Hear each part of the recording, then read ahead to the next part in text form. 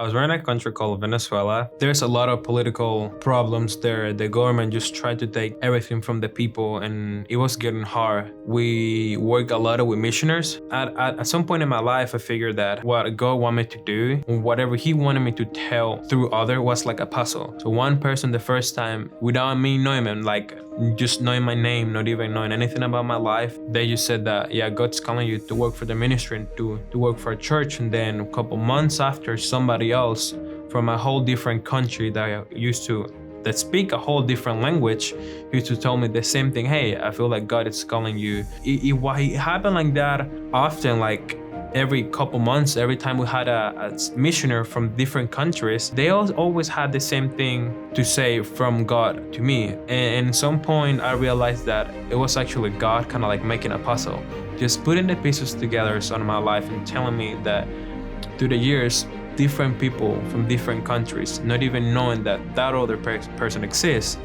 telling me one thing, and kind of that it was God wanted me to work for ministry. And now being here and being involved in the Salvation Army, I would say that God really opens the door for me to have the officer call. When I started working my internship, I knew that because of the pandemic, everything was going to be really different.